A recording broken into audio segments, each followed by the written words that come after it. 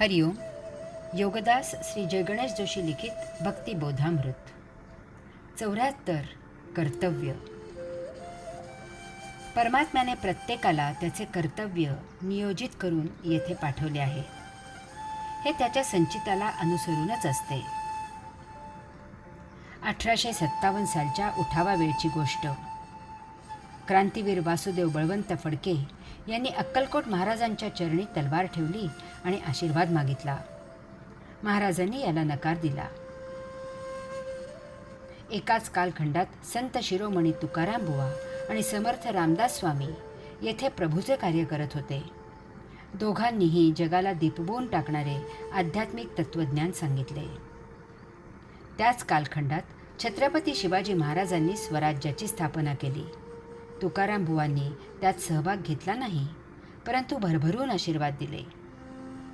समर्थ रामदास स्वामींनी त्यात अप्रत्यक्ष सहभाग घेतला. अर्जुन रणांगणावर संन्यास घ्यायची भाषा बोलू लागल्यावर भगवंत श्रींनी त्याला गीतोपदेश करून युद्धाला तयार केले, परंतु उद्धवाला तपश्चर्येसाठी हिमालयात पाठवला. हे सांगण्याचा एक विशेष हेतू इथे आहे. आज सद्गुरूंना प्रश्न विचारला जातो, भारतावर शत्रूने हल्ला केला तर भक्तांनी काय करावे? भक्तांनी नैसर्गिकपणे नियतीकडून त्यावेळी समोर जे कार्य असेल ते करावे. धर्मसंस्थापना आणि साधूंचे रक्षण हे प्रभुकार्य करण्यासाठी नियोजन केलेले असते.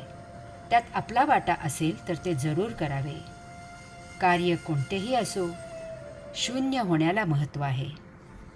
हरि ओम.